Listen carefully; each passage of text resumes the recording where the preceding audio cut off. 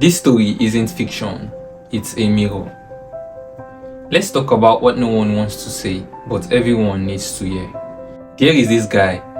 His name was Yusuf. Now, Yusuf was the kind of guy that everybody leaned on. He was calm, reliable, quiet. He didn't just help because he could. He helped because he believed it meant something. That if he gave his heart, his time and his energy, that surely it will come back to him someday. Wait a minute. Yusuf grew up believing that love meant sacrifice. That if you put others first, they will remember you when it counted. So he didn't just help people. He paid for their mistakes. He showed up when no one else did, silently and consistently. But see, here is the part no one talked about. When he was the one drowning, all those people he helped, silence. Not even a call, not a visit, not even a "how are you holding up?" And when he finally broke, they didn't even ask what happened. They said, "Yusuf have changed though. He is not like before." But can you imagine that? Now, in the other side of the city, there was a woman named Roshida, a beautiful soul, strong-willed, and she never let people too close. And when she loved deep. She had a younger brother named Tolu and a older sister named Hamira. But you see, this family dynamic wasn't easy. Amira, always the strong one, the one who never needed help. Tolu, oh, he was the golden boy. He never lifted a finger, and somehow he was always praised. But Roshida, she was the emotional glue, always settling fights, fixing situation, and putting herself last. One day, Roshida was emotionally drained.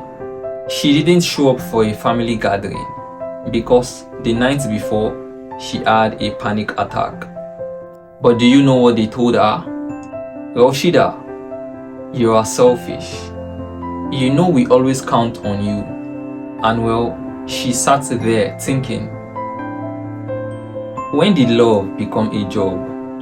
When did being human become disappointing? Let me take you back to Yusuf for a moment. He once helped a friend, Michael, paid rent for 3 months straight. Michael was in a bad place, and so Yusuf didn't ask for a repayment. He just said, "I know you are in a bad place."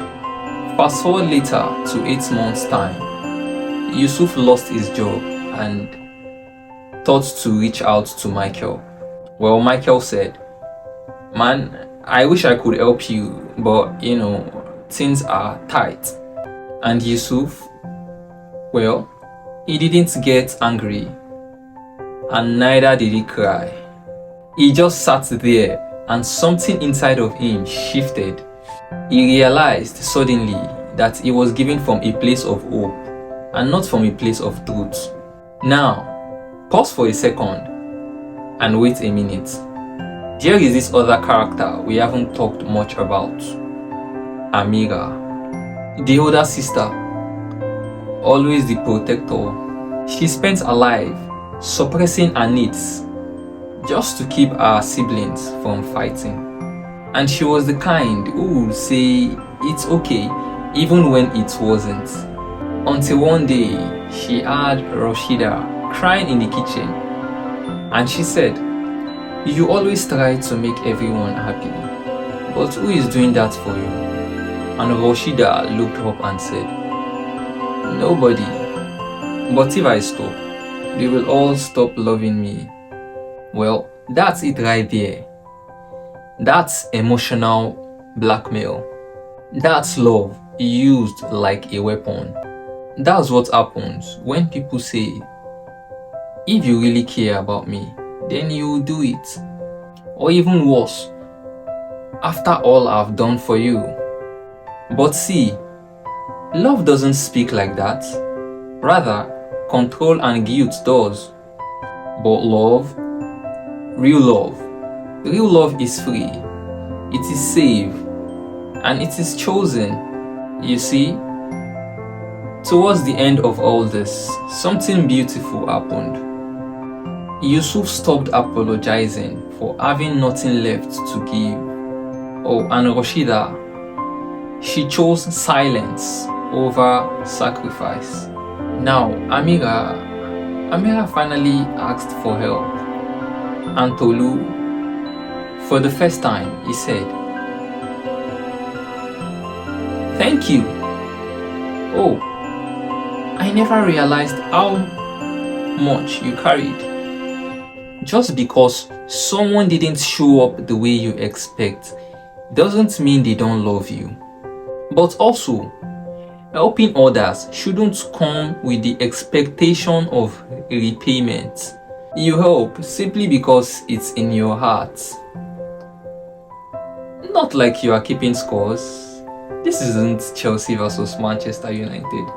Because when love becomes a debt, it's no longer love. Then it's control. Now see, if this story made you pause, maybe it's time to finally talk to yourself.